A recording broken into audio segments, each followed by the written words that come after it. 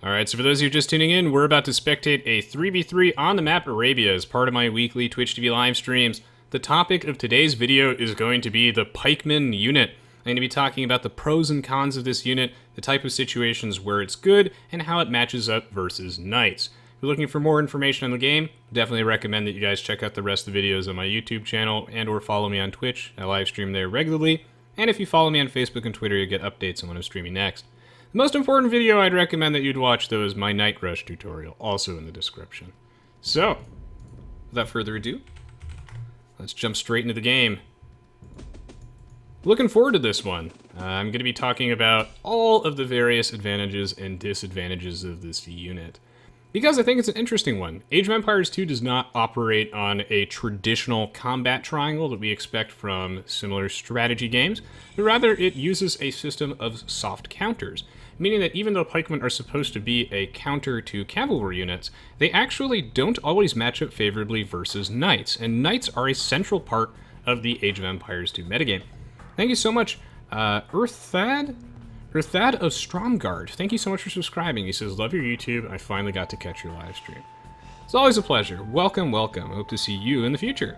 Let's start off, though, by introducing the players. We have Assassin playing as the Blue Persians, Mysterio playing as the Purple Franks, and Grom playing as the Red Khmer. On the opposing team, we have Ben Nock playing as the Orange Goths, Tech playing as the Green Burmese, and the Cows Go Moo playing as the Yellow Japanese. I have deliberately set up today's match so that we have three civilizations which have the potential for a good Night Rush, or at least be compromised with Grom because he doesn't actually have all the DLCs, so he had a limited pool to pick from. And then we have a team of civilizations that have exceptionally good pikemen.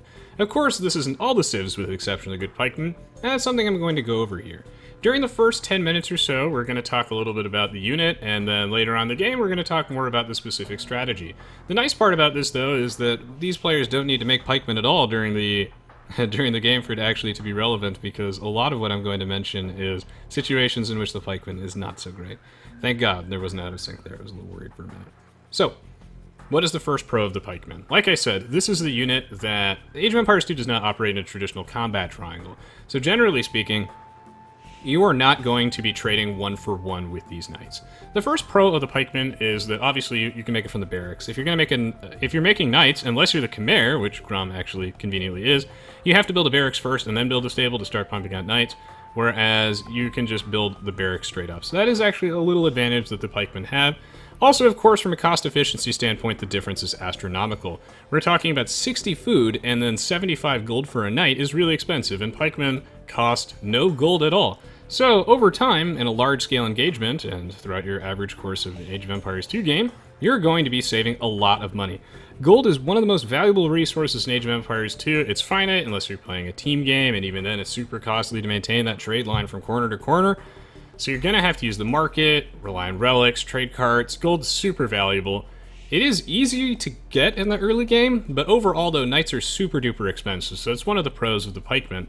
In addition, pikemen do create faster than knights do. It's 22 seconds to create a pikeman versus 30 seconds for a knight.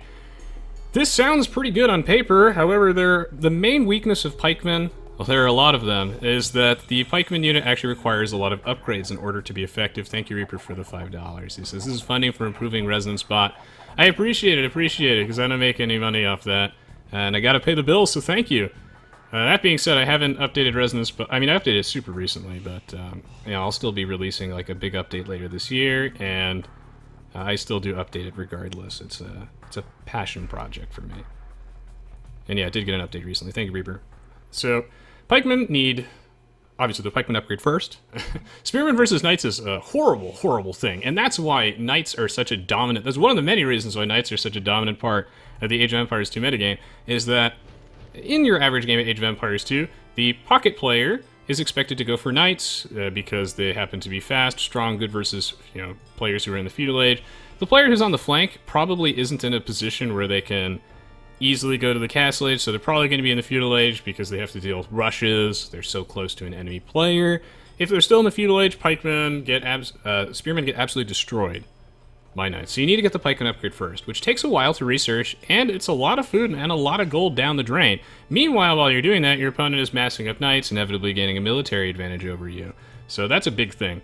Ideally, you want squires, otherwise your pikemen are going to get kited really hard, and tracking as well, because then your pikemen are going to constantly drop aggro as your opponent kites you out of range because he's faster than you. So that's going to be really annoying. So you need a lot of upgrades for this unit. And in combat, in one-to-one combat, the knight actually beats the pikeman, even though the pikeman is supposed to be the counter unit. Generally speaking, knights live with around 28 HP, if we're talking pikeman versus knight combat. It's just that in your average game of Age of Empires 2, there's so much variance in the situations. Your opponent is going to misclick all the time. You may end up getting the first hit. In that case, your opponent may live with 4 HP on his knights, or maybe he ends up getting some free hits on you, so it's just a super general thing. The rule, though, that I want you to keep in mind is that knights usually win, with a reasonable amount of HP left. Why is that exactly? So, pikemen have plus 22 bonus damage versus knights. You would think that this means that they would absolutely destroy the knight in combat. That's a lot of damage. The attack speed difference is astronomical. It's a 3 reload time for the pikeman versus a 1.8 for the knight. So that's one of the reasons why the knights actually win that fight. And this is something I was going to mention later, is that the Japanese attack speed is huge there, because the attack speed is one of the main drawbacks of the pikeman, and why the knight actually wins that fight. So, like I just mentioned, it's 22 bonus damage. Pikeman's got 4 attack, so you'd think they'd be dealing 26 damage a hit, but again, the knight has 2 armor, so actually it's about 24 damage a hit, and this means that your pikeman is going to kill the enemy knight, assuming that the knight has no upgrades, in a whopping, actually, 5 hits. So, one moment. If you have forging, though, it actually kills the knight in 4 hits, which makes forging a super duper important upgrade if you are going for pikemen as a counter to knights, or your opponent just happens to have a lot of them. Forging is super duper important. The 5 hits versus 4 hits thing is absolutely colossal, so definitely make sure to keep that in mind. It is worth noting, though, at this point, that while I am talking about this now, the main reason I'm doing this is because a lot of newer players tend to overvalue the pikeman unit in the Castle Age. Oh my. Okay, well, we're gonna... he looks like he messed up his Feudal Age timing just slightly, but he should be able to do that. A lot of newer players tend to overvalue the pikeman unit, I feel like, and they end up going for it in the Castle Age as an answer to knights and whatnot. And I think that barring a couple specific civilizations and situations, sometimes it's going to be good, but a lot of the time, it's not going to be. So, I wanted to highlight a lot of the weaknesses of this unit. If you get forging on top of your pikemen just to trade more efficiently with your opponent's knights, that's so much food down the drain. That's another 150 food, so you gotta be careful with that. On the stream, GSP, thank you, Urban Core, for the $6. This is Res Whale Win. Thank you, guys. Thank you. So, if you are dealing with the knights, I do recommend generally... Oh, God, 2 mining camps? That's not going to be necessary. I do recommend, like, camels or monks. I think monks are, generally speaking, going to be your best answer, because the resource swing is so massive, and the knight is, of course, melee, so you have plenty of time to convert it before it gets in range, so I do recommend monks and or camels as the appropriate counter. Pikemen are a thought, though. So if you have forging, it turns it from 5 hits required to kill a knight to 4 hits. This is assuming your opponent has no upgrades, though. Of course he's going to get Bloodlines if he's dealing with pikemen, giving his knight an additional 1 hit required to kill it, of course. And if he actually has Bloodlines and +2 defense, it takes 6 hits if you have no forging. So once again, forging is super duper important, because if he has Bloodlines and +2 defense, which of course he will, because he's getting those upgrades so that he can take his knights, raid underneath your town centers, pick off your villagers, you're going to need that forging. That way you kill him in 5 hits instead of 6 hits. Let's talk a little bit about the Burmese for a moment. Which one of these handsome players is Burmese? Oh, there he is. I got lucky here. What makes Burmese pikemen so good? They never kill a knight in 6 hits. It's always 4 or 5, because they get that 1 extra attack damage on their infantry in the Feudal Age and the Castle Age and the Imperial Age. That's absolutely sick. This allows the Burmese to kill knights in fewer hits. The Japanese, it's also worth noting that if the Japanese is forging and your opponent has no upgrades, you actually win that fight versus the knight, otherwise the knight lives with like 4 HP. So basically, Japanese pikemen trade very close to one-on-one with the knight. It depends on the upgrades, of course, and the Burmese as well are a little bit closer. Goths have a significant discount on their pikemen, which makes it a very appealing option. It's like 35% reduced cost. I can show yellow scouting, sure.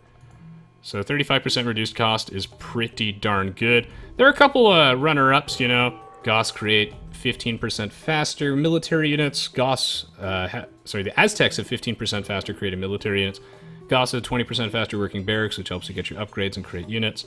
Ethiopians get free pikemen, which is pretty awesome. Celts move faster, so they can't be kited as hard. And then, let's see what else is on that list. Vikings have 63 HP, which I believe means that they're generally going to live another hit from your opponent's knights, unless your opponent has like forging or iron casting. So that's definitely worth noting.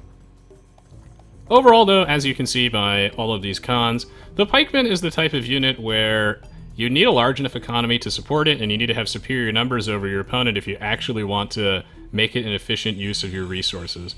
Another major downside to this unit, of course, the same thing with the elite skirmisher, is the pikeman applies no offensive pressure at all. It's a reactive unit, not a proactive unit. And in Age of Empires 2, you really want to be the player that's dictating the pace of the game. Playing defensively can certainly work out for you.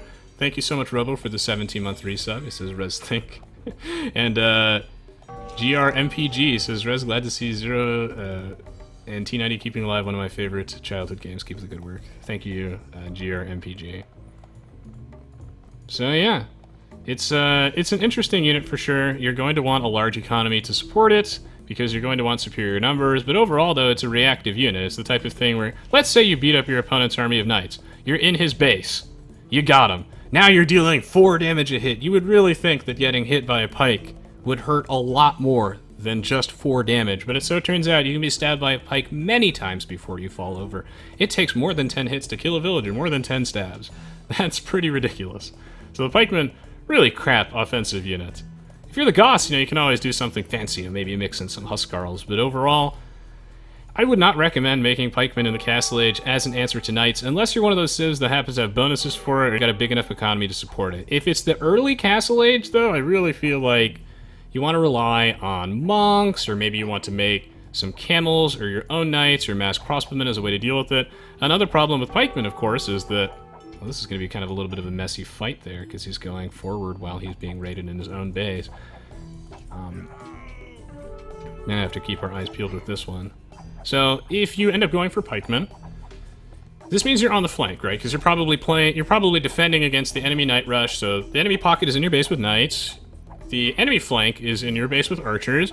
You're trying to defend the pikemen, you're going to get clobbered by the enemy archers. Archers are super common for the flank because mobility matters a lot less when you're right next to your opponent. And it's just a nice little transition into the Castle Age. So that combo of units is actually fairly difficult to beat. You could end up going for like a pikeman mangonels thing, but again, that's so defensive, doesn't really apply that much pressure. It's super expensive, super slow, and easily kiteable by the knights and the crossbows that could just out-micro you. So something interesting that's going on here is we see he's like focusing down the villagers while he's taking a lot of free damage from the skirmishers. He's still going to come out on top of this fight, though, and this is because Assassin has all his blacksmith upgrades. If you guys have any like specific topics you'd like me to cover in a future video, let me know. One of them I will talk about inevitably is when you should get upgrades on your skirmishers and archers, how that can actually influence the outcome of the battle. Fascinating topic. Josiah Short says, so if you're playing Aztecs and your opponent night rushes you, is there any other option? Monks are the way to go. I think camels are a great answer to knights, but obviously the Aztecs don't have their own knights and they don't actually have camels, so I would recommend making monks as a way to deal with that. Now, in the expansions, the Aztecs no longer create monks 15% faster, which is a pretty big nerf on maps like Arena, but it's still going to be a good answer. You know, they still have the plus 5 HP for upgrade. And yeah, I mean, you can still make pikemen to deal with knights, but you have to be cognizant of these downsides. I want to focus on, if you watch my Night Rush tutorial, that will teach you a proactive strategy, something that's going to grant you map control, hopefully snowball the game. You want to be dictating the pace of the game, your opponent constantly reacting to you because it's going to take him forever to tech into counters, for example. In the later stages of the game, though, or maybe in the later Castle Age when you actually have the eco to back this up, or maybe your opponent's not making a lot of knights, maybe you just have... maybe you already had a bunch of spearmen, for example, and you have like civ bonuses for it, then I think that the pikeman can be a fine choice. It's just generally not going to be super great. Jingle Misks says, irrelevant, but do you think Turks are somewhat underpowered despite the recent gold bonus? Would you change anything in them to improve their pick/survival rate? I'm not exactly sure if the Turks are underpowered per se. I think you could make the argument either way, because it's a civ that excels in some situations and in others is absolute crap, but maybe that's just the design of the civ. I don't know what I would change about them to improve that without taking away a lot of their flavor. So here Assassin's taking a lot of free damage, except, you know, he's like juking this with just walking in a straight line because he missed shots perpendicularly. Still, though, that was a pretty bad exchange. Tech coming out on top here despite having no upgrades, which is... We'll talk about this in a future video in more detail. Talk about halbs as well. Because generally halbs, by the way, are when you have a big enough economy that can be pretty nice, but paladins are just such a strong proactive unit too. I'd love to talk a little bit more about the upgrades, because that's very, very significant. Meanwhile, on the other side of the map, we see some serious scout raiding going on over here. Cows Go Moo getting kind of clobbered. He had a lot of idle time on his villagers here, but it looks like he's fine doing some little quick walling. I guess his score's low because of scouting. Are these teams like incredibly imbalanced, or is that just me? Tech's gonna have to dominate this one if they want to win this game. Thank you, everything, for the sub. He says yellow smells like Flamin' 2, no? Not so sure about that, but he is defending with Spearman. I do believe that Spearman kills scouts in 3 hits unless the scout has Bloodlines, and then it becomes 4 hits, making Bloodlines super duper important. Bloodlines is actually just the go-to upgrade for knights and cavalry units in general if you're fighting opposing units. I would say the Bloodlines is something that you should generally be prioritizing, but again, you know, if your opponent is like just nothing but ranged units, then the +1 defense can come in handy, or you're just raiding and he just happens to have nothing, then that's fine. And one of the things that I mentioned about forging earlier is that 99% of the time your opponent is actually going to have some sort of upgrades on their knights, so that won't come into play super duper often.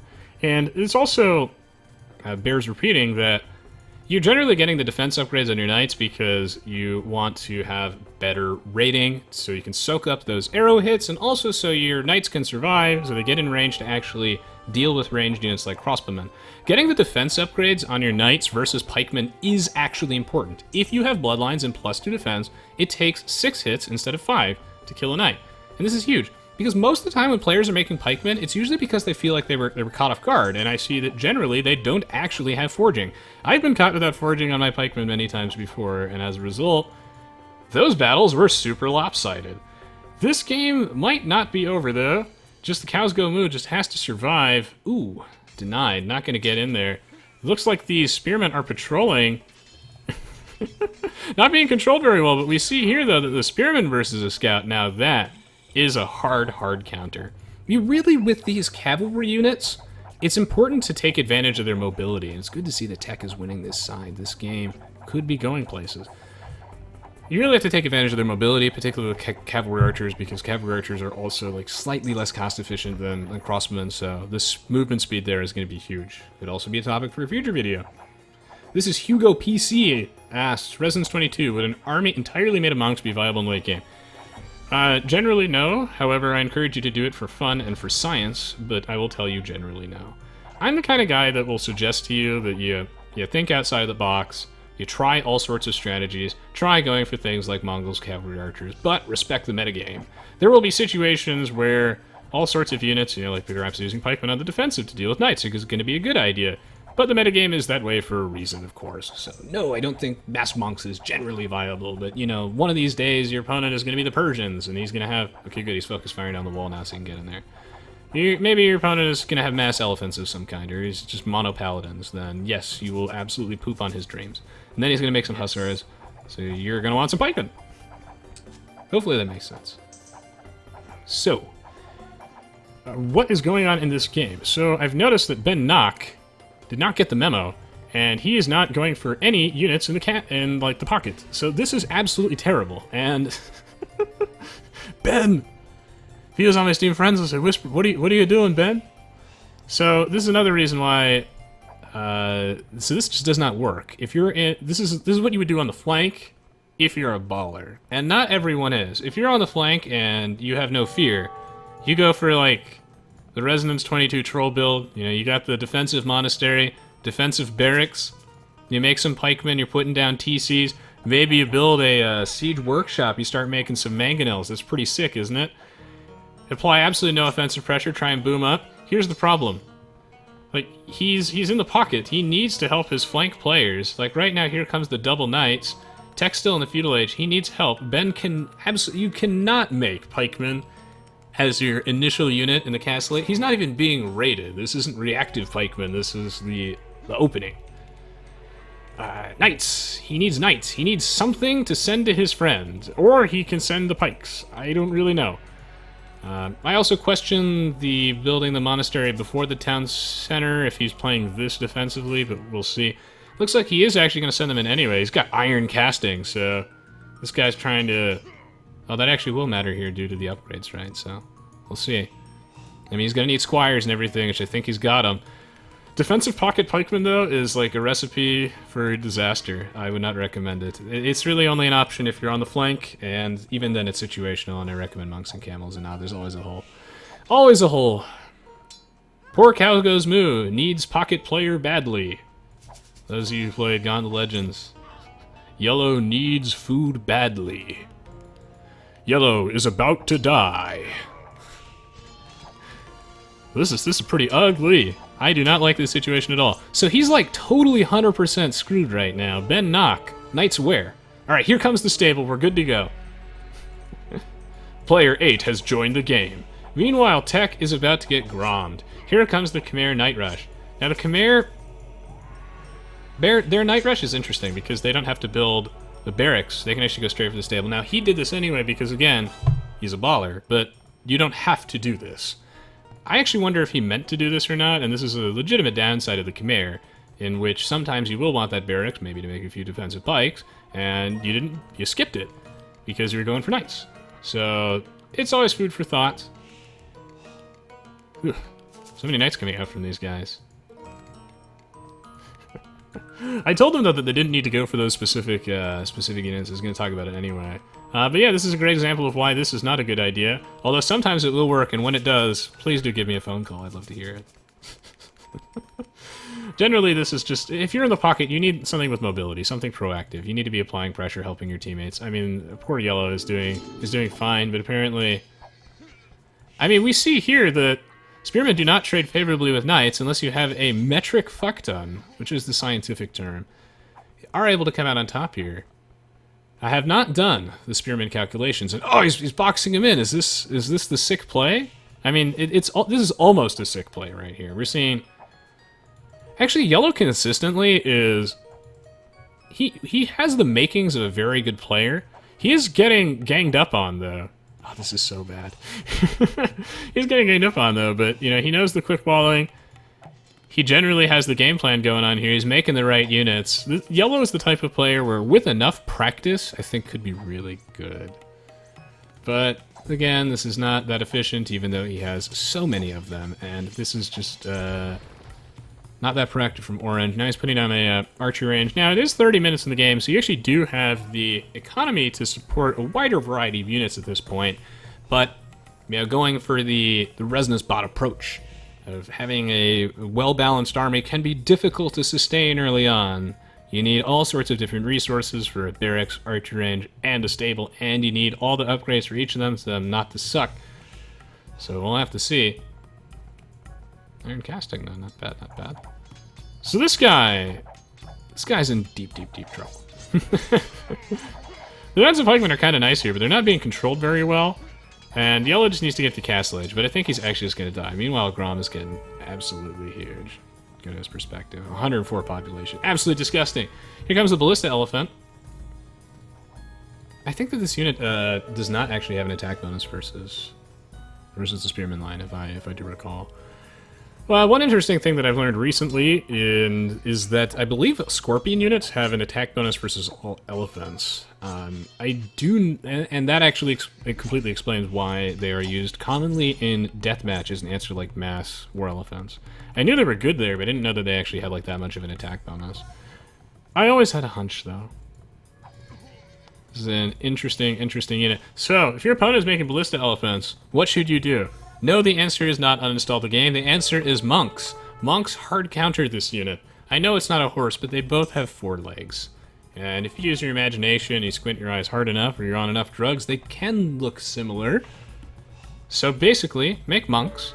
Camels are okay, pikemen are okay, but you do run the risk, though, since these units have no pierce armor, that the ballista elephant will mow you down before you actually get into melee range to take this thing down. It has all the weaknesses of cavalry and a siege weapon, so onagers are a good idea. Rams can be a thought, bombard cannons. But I would recommend, though, that monks are generally the way to go. This unit is a huge momentum swing if it gets converted, and it can really screw them up because then they're going to focus fire down the guy that is closest to them. We saw this in my Japanese versus Persians video on my YouTube channel, which if you haven't seen that pro game, I believe it was between Nikov and Slam, definitely check it out because that game was awesome. It was a great example of how monks can be such a huge momentum swing for many, many reasons, and one of them, wow, he actually got to the Castle Age. Everybody in chat, please give this guy a thumbs up, some sort of positive emote. Yellow actually got to the Castle Age despite being rated by 2 players who have significantly higher elo with knights. Well played, well played. Not bad. So yes, we see that monks are really good because not only is it a huge resource swing, but also it forces all those units to actually attack the converted one, which can really mess up your opponent's control because units do default to attacking the closest one to them. Meanwhile, thank you guys for all the positive vibes for yellow. Got to the Castle Age, not bad, not bad. Meanwhile, blue, putting the pressure on versus tech. This is actually a very disgustingly even matchup, but Grom has been going to the gym. He will be fine. We'll be able to overwhelm them. However, Grom is going for a very resource-intensive strategy on his way to the Imperial Age now, so it will be a while before he's actually able to apply too much pressure. Incoming Persians, Double Siege Workshop. Well, now we're seeing the knights trade with each other, which is actually pretty good, so this game could go late, honestly. I mean, the longer that this game goes, we end up in a situation where suddenly pikemen become crazy if you're the Goths, and you're just fielding them out like instantly, and you're overwhelming your opponent, and they cost absolutely nothing. And that's when knights start to become really inefficient for your opponent unless you're taking advantage of the mobility or you're just able to get in there and snipe some town centers. It's when, in a direct fight, you still don't want to be using your knights to fight the pikemen, even though the knights beat them one-on-one. You want to avoid that unless it's a battle you can win decisively, and this is because it's super cost inefficient. One other thing I wanted to mention is that even though the knight, like if the knight lives at like 4 HP and they trade almost 1-to-1, so let's say the knight lives at like 4 to 28 HP, assume maybe you got the first attack off and they live at 4. DPS does not care about how much HP the knight has left. The knight is still dealing the same amount of damage regardless of its health. So if your opponent has a bunch of knights with 4 HP, they're all still hitting you for 10. So it's really, really important that you actually manage to kill them off, and that's why forging is great. And also, why pikemen are not always the best answer, but sometimes, though, they can be good, and you do need to transition into them. See, this guy, though, Assassin watched the video, he knows that forging is the way to go. That being said, sometimes you just can't afford to get forging, so it's not going to always be great, and getting forging for your pikemen won't always make sense. For example, maybe you have like a large army of crossbows. You would really want to prioritize bodkin arrow and a lot of other things there before that. Yeah, so you got the forward university, forward everything, man. But, I mean, here comes Ben Nock, denying Assassin all of his forward barracks because he wants to transition into the unit of today. Meanwhile, Mysterio, asking where he is needed, transitioning into the Imperial Age himself. This entire team in the Imperial Age, that's really scary. These guys, if they can get to the Imperial Age, man, they're good to go. Let's go to the tech camera. Use that market, my friend. Go Imp. Win the video game. Should be able to do that. Market's super underrated for rebalancing your eco. Obviously, you don't want to be in a position where you have to rely on that. However, a man's got to do what a man's got to do, and sometimes it's significantly more efficient than doing that than just waiting for your eco to balance itself out. This is, of course, a signal, though, that these guys need more gold miners. Also, their town center should not be idle at this point. Ben Nock, you do not have enough villagers. Want a minimum of 100 every game. But major props to him for actually keeping Yellow alive. Major props to Yellow for being alive. If Yellow's town center is idle right now, I'm gonna shed a little tear. Okay, whew. He's researching something. We're all good to go. And he has a second town center, and he is creating 4 villagers. Nice, nice, nice. So meanwhile, Purple going for Cavaliers. Huge power spike in the Imperial Age. But Red's got a large army. He has rejoined the fight. He's got the chemistry upgrade. Siege Engineers is another upgrade you need for Ballista Elephants. Hey, I didn't really mention it earlier, but obviously Knights want upgrades too, right? They want Bloodlines. You know, eventually you want Husbandry, you want your +1 defense and all that jazz. It's just that the Knight is a much better unit without anything. compared to the Pikemen, whereas the Pikeman is literally like, you can't make spearmen versus knights. What are you, 10 elo? You need to actually get the upgrade at least first to Pikemen. Meanwhile, tech going for crossbows. Now, why is that? Well, he hasn't started his imp upgrade yet, so he's not really saving food. So I don't know about this. I mean, going for crossbows makes sense if his opponent has a bunch of pikes, but he does not yet. And the Burmese have pretty bad archers, so I don't really know what this is. But I do know what this is, and this is an opportunity to sell some resources. Go to the Imperial Age, win the game, become 5,000 elo. Meanwhile, yellow moving his way back in the game, but orange is going to need to help on this side. It's going to be a 3-on-1 in the meantime, and then it's going to turn to a 3-on-2. Thank you so much, Mystic2, for the $10, and thank you, NLZK, for pinging me. He says, just a quick tip before I leave, I will 1v1 you at Resonance, and I will beat you. I am almost 1,800. Well, hope you can do with my $10. Hopefully someday it will not come back to haunt me, though. Have a good day, Nightcrawler, Steam. Thank you so much, Mystic2, for the $10. Really, really appreciate it. Now, I don't take 1v1 requests, but I'm sure that one day you will be able to beat me. That is not out of the question, man. Especially if you follow that Night Rush tutorial. Thank you for the $10, Mr. Really appreciate it. Hope to see you around in the future. Take care, man. Well, here comes an army that no one actually wants to face. Khmer do not get paladins. Here comes the Lions. As well as a ton of forward villagers for purple, so... Green's in a lot of trouble. That's for sure. And of course, by the way, thank you so much for those of you who took the time to show your support for the content I do for games beyond just Age of Empires 2. Really appreciate it. The reception to Rivals of Aether was pretty warm, and thank you so much. Obviously, those are games I really enjoy, and it's important for the longevity of the channel, so if you want to see more Age of Empires 2 content, that's one of the best ways to ensure that I can keep doing it for the foreseeable future. So Tech's got a... Tech, he's a good player, but he's in the Castle Age. That's the topic of the next video, is how good is the Castle Age? Turns out it's pretty bad compared to the Imperial Age. In fact, there are many games I've highlighted on my channel, many expert games that were decided purely because of who got to the Imperial Age first. And this isn't like a speed thing, this is light years. He's needs to get to Imp now, or there's no way he can possibly win this game. I think he's actually just dead. Meanwhile, Yellow has a pretty nice defensive force. Orange has not sent reinforcements yet. I'm assuming it's because Orange himself is going to Imp. Well, he's already in Imp. Okay, so he just needs dudes. Orange needs dudes badly. Thank you, Rotterdam. He says, I like your explanations. So let me know if you guys learned anything today. Andrew found my commentary entertaining. I love reading the comments, so thank you. Oh, here comes the Paladins. What should you do in a situation like this if you're green? Well, you don't have camels. But, so, pikes, monks are fine. He's actually making monks. Burmese monks are absolutely fantastic due to the discounted monk technologies. But really, what he needs right now is the Imperial Age above all else. There's absolutely no way that he can compete with this army like this. I also think the Crossman was a bad choice, but, you know, it's easy for me to see that in retrospect. I think Green has made plenty of great plays this game as well. But really what he needs right now is a Miracle and the Imperial Age. Monks are even better here because, I mean, this video is a PSA for monks, man. It is worth noting, though, that if your opponent is making, like, scouts or light cav, that monks are suddenly a terrible option. Maybe mix a few pikes in with your army. Man, monks really just hard counter this army. Where are the orange dudes? That is the question. Well, you just get the Halb upgrade. Let's get that eco rolling, build these new production facilities. Goths are fast, but they ain't fast enough. And I think as a result, I mean, while this is going to be pretty efficient for green, it just doesn't have the size to deal with this. So, fat and moist says teams seem even. Indeed, indeed. Thank you, Cuban Dude, for the $50. He says, hey, Rez, good to catch you live for a change. I don't get here often enough. Yeah, it's been a while, Cuban Dude. I think I've seen you in Mem's stream. Thank you so much for the $50. That's super nice of you, man. I'm looking exhausted today. Work has been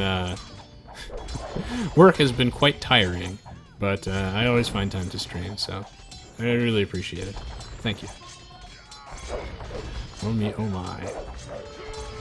John Fist is not like the Burmese architecture set. What do you guys think about it? I like it. I mean, it's different, but I can see why people wouldn't like it, I suppose. Meanwhile, Orange is in here, but I do believe that this game is over, and it doesn't take a scientist or an expert to tell you that. It's going to be very difficult for them to actually come back in here, which is a shame because we're not really going to get to see Yellow getting the spotlight.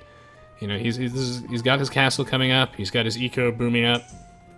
I do think he probably should have built... Okay, no, he does have 3 town centers. So yeah, no, this guy... Yellow has the fundamentals down. Every player in this game does. I'm proud of them. But they are going to call GG now. This is a nice little last stand, but alas, did not quite work out. I think this was actually a great example of the strengths, pros, and cons of the Pikeman unit, the Knight, monks, etc., and hopefully you found this educational in some way. I think as well, G-Man Wallace for the 3-month, 1 sub, welcome to stream, Rage Master. And in the interest of not keeping everyone in here all day, I will back out of this game relatively shortly. We're not going to wait for Yellow's last stand in the corner, but I will, however, wait for Orange's last stand, because Orange has a lot of military units, and we want to see how that goes.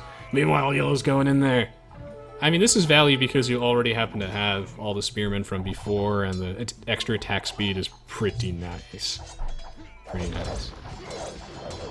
Well, this is not great control. Are these on, like, stand ground or something like that? Or are they just stuck? They might actually just be stuck. Yeah, I'll do one more game after this, Bill Julian. Initial says, this guy's Imperial Age is crazy. My Castle Age can't compete with units like this. He needed precisely those paladins to win. Played that perfectly. Thank you for the copy pasta, my friend. Well, this game is over.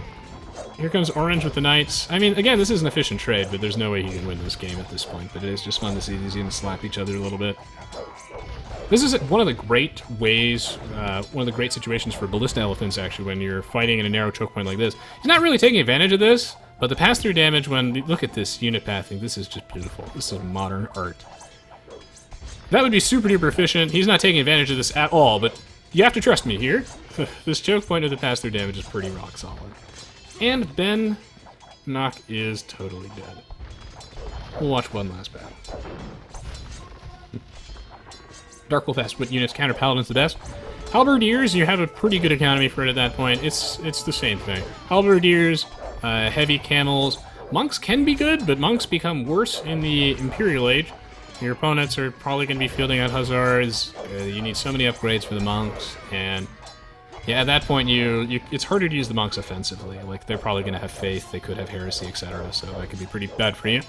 So yeah, Halbs are probably one of the go-to ones. Heavy camels, defensive castles to protect your economy, like a castle right here, prevents your opponent from doing some raiding. Walls can be nice. We're not really seeing it here, but I swear this is where the Ballista Elephants shine. Look at this. He does have double crossbow, I think. It's pretty sick. There we go. Look at these Halbs getting eaten up. No pierce armor on these bad boys, and they are indeed missing plate mail armor because they're the Goths. So yes. Absolutely demolished. This is a decent army comp because they cover each other's weaknesses, sort of, but there's still a lot of redundant weaknesses, like, for example, to monks. So it's not fantastic, but it's good enough. So, GG, well played.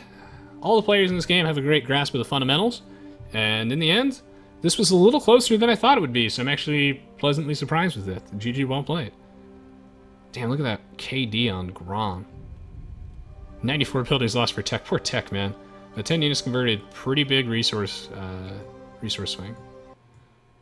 Big exchange there. Not so great scouting from, like, any of the players in this game, but cartography makes us all lazy, I suppose, when it's free.